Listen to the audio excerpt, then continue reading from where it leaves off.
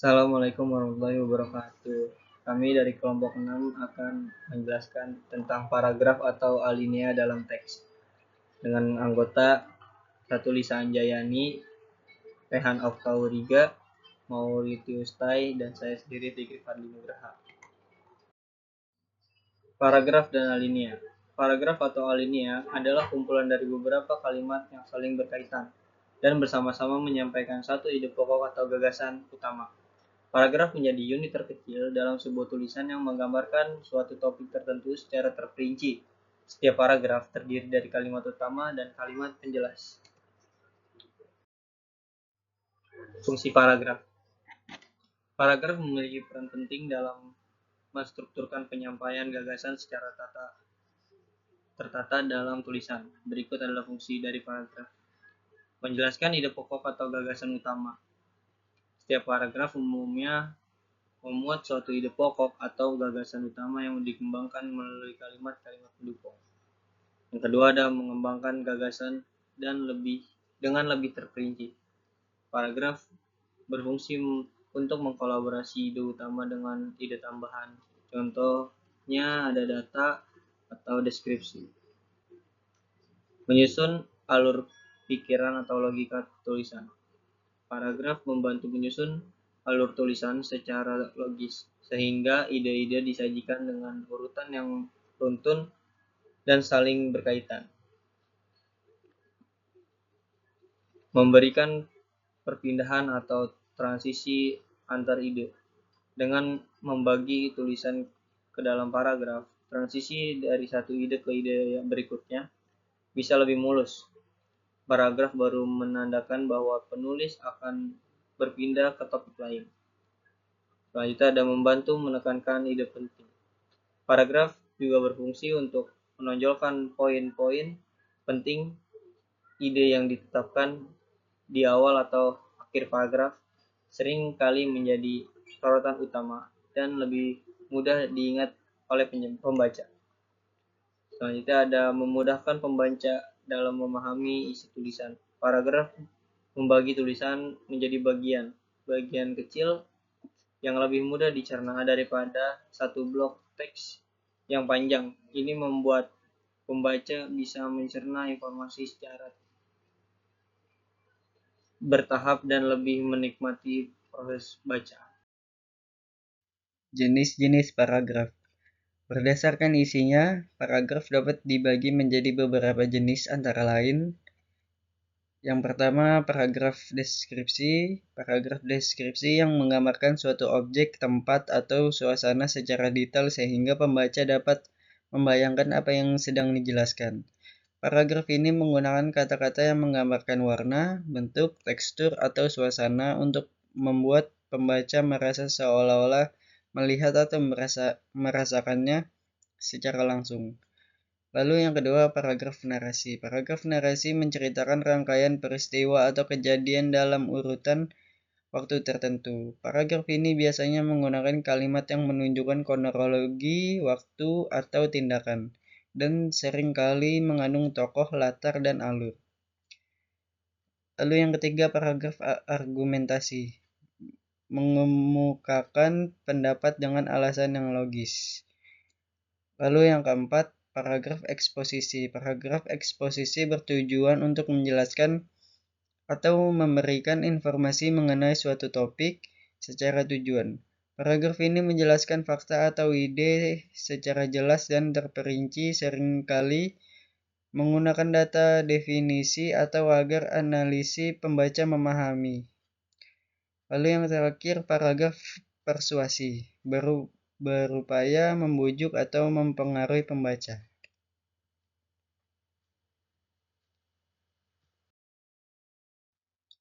Ciri-ciri paragraf yang baik.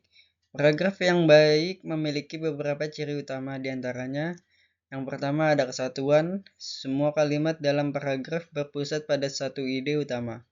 Lalu yang kedua, kepaduan atau koherensi antara kalimat berhubungan secara logis dan lancar. Lalu yang ketiga, ada kelengkapan. Paragraf dilengkapi dengan kalimat-kalimat penjelas yang memadai. Struktur paragraf.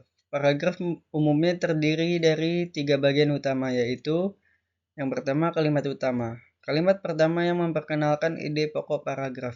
Lalu yang kedua ada kalimat penjelas. Kalimat-kalimat pendukung yang memberikan rincian atau contoh untuk memperkuat ide pokok. Lalu yang terakhir ketiga kalimat penutup. Kesimpulan atau pernyataan akhir yang merangkum isi paragraf. Saya Mauritius akan menjelaskan slide 7, 8, dan 9. Pentingnya variasi dalam paragraf. 1. Variasi panjang paragraf. Penggunaan paragraf dengan panjang yang bervariasi dapat membantu menjaga minat pembaca. Paragraf pendek bisa digunakan untuk menekankan poin penting atau memberikan jeda dalam alur narasi, sementara paragraf yang lebih panjang dapat digunakan untuk menjelaskan konsep yang lebih kompleks. Yang kedua, penggunaan gaya bahasa. Gaya bahasa yang bervariasi dalam setiap paragraf dapat meningkatkan daya tarik tulisan. Penulis dapat menggunakan bahasa figuratif, analogi, atau gaya deskriptif untuk memberikan warna pada teks dan membuatnya lebih menarik bagi pembaca. Yang ketiga, pengaruh konteks pada penulisan paragraf. Konteks dan audiens adalah pemilihan kata dan struktur paragraf juga sangat dipengaruhi oleh konteks dan audiens yang dituju. Penulis harus mempertimbangkan siapa pembacanya, apakah mereka akademis ataupun profesional, dan menyesuaikan gaya penulisan serta kompleksitas ide yang disampaikan. Yang keempat, tujuan penulisan. Setiap paragraf juga harus disesuaikan dengan tujuan penulisan. Misalnya dalam tulisan persuasif, paragraf harus dirancang untuk meyakinkan pembaca dengan argumen yang kuat dan bukti yang mendukung. Sebaliknya dalam tulisan deskriptif, fokusnya bisa lebih kepada penggambaran yang mendetail. Yang kelima, teknik pengembangan paragraf. Teknik mengembangkan paragraf. Ada berbagai teknik untuk mengembangkan paragraf seperti contoh spesifik, yaitu menggunakan contoh konkret untuk mendukung ide pokok. Yang kedua, pernyataan definisi, menjelaskan istilah atau konsep yang berkaitan. Yang ketiga, rincian statistik, menyajikan data atau fakta yang relevan untuk memperkuat argumen. Yang keempat, analisis banding, yaitu menggambarkan perbandingan dengan hal lain untuk memperjelas ide. Yang keenam, penekanan melalui repetisi. Repetisi ide atau frasa kunci di dalam paragraf dapat digunakan untuk menekankan pentingnya informasi tertentu, membantu pembaca meningkatkan inti dari apa yang dibahas. Yang ketujuh, penggunaan alat penuh. Alat penuh dalam penulis. Penggunaan alat penuh seperti subjudul, poin-poin, atau gambar dalam konteks alinea juga dapat membantu menjelaskan ide dan memberikan konteks visual yang lebih baik, membuat tulisan lebih menarik serta lebih mudah dipahami. Sekian dari saya. Selanjutnya akan dijelaskan oleh teman saya. Presentasi dari teman saya. Fungsi alinea.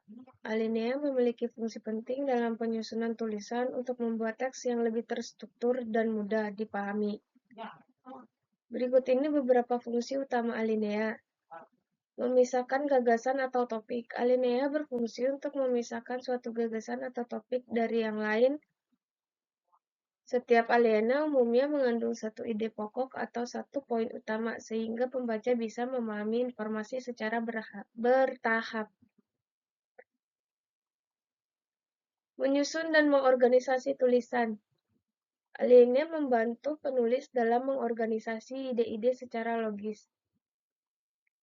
Dengan adanya pembagian alinea, ide-ide dapat disajikan secara runtut dan terstruktur sehingga tulisan lebih mudah dicerna.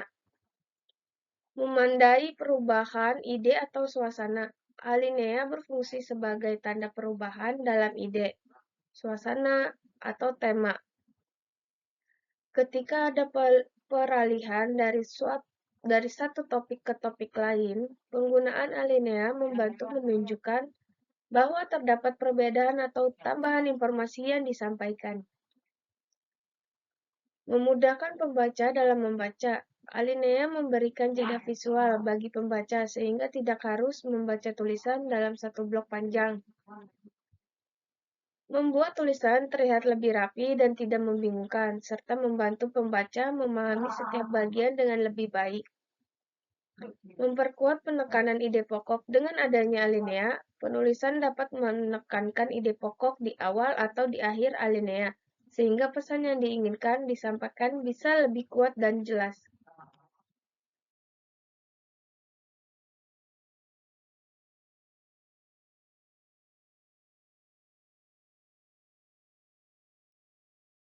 Struktur alinea dalam teks biasanya terdiri dari beberapa elemen yang berperan dalam menyampaikan ide secara efektif dan sistematis. Berikut ini adalah struktur utama alinea. Kalimat utama atau kalimat topik. Kalimat utama atau kalimat topik adalah kalimat pertama atau kadang-kadang terakhir dari alinea yang mengandung ide pokok. Kalimat ini adalah inti dari alinea yang berfungsi untuk memberikan gambaran tentang topik atau gagasan utama yang akan dikembangkan dalam alinea tersebut. Kalimat penjelas. Kalimat penjelas adalah kalimat yang mendukung atau memperjelas kalimat utama. Kalimat ini memberikan detail tambahan seperti penjelasan, contoh, data, atau deskripsi untuk mengembangkan ide utama sehingga pembaca dapat memahaminya dengan lebih baik. Kalimat penjelas memperkaya dan mengkuat ide pokok yang disampaikan dalam kalimat utama. Kalimat penutup atau opsional. Tidak semua alinea memerlukan kalimat penutup, tetapi dalam beberapa kasus, kalimat penutup bisa ditambahkan untuk merangkum ide yang sudah dijelas sebelum atau memberikan kesimpulan singkat. Kalimat ini berfungsi untuk menegaskan kembali ide pokok atau memberikan transisi ke alinea berikut.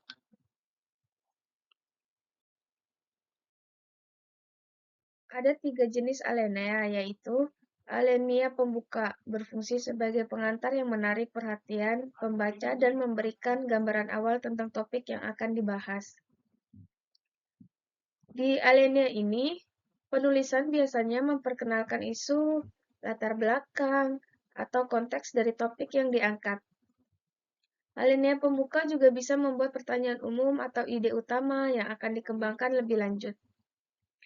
Alinea isi merupakan bagian utama yang mengembangkan ide atau gagasan pokok secara mendalam. Di sini, penulisan penyampaikan penjelasan, argumen, bukti, contoh, dan informasi lainnya yang mendukung dari topik utama. Alinea isi bisa terdiri dari beberapa paragraf, tergantung pada kompleksitas dan pejuang tulisan.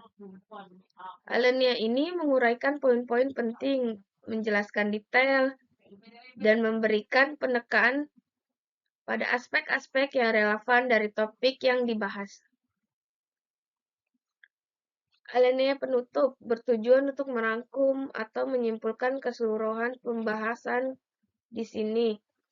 Penulisan menutup dengan menyajikan inti atau kesimpulan dari gagasan.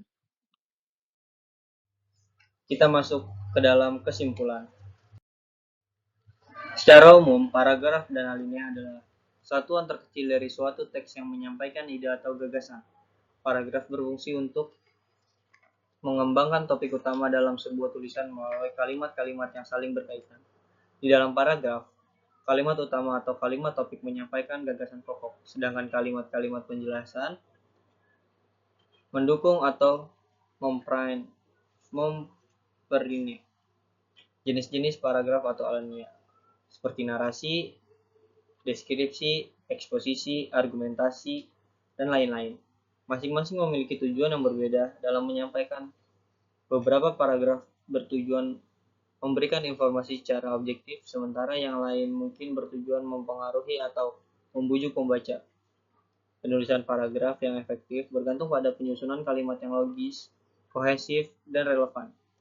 Singkatnya, paragraf dan alinea adalah komponen dasar dalam teks yang berfungsi menyampaikan ide atau informasi secara terstruktur, dan pemilihan jenis paragraf yang tepat akan membantu mencapai tujuan komunikasi. Sekian dari kelompok 6, kurang lebih mohon maaf. Bila ada pertanyaan, silakan bertanya di dalam grup. Assalamualaikum warahmatullahi wabarakatuh.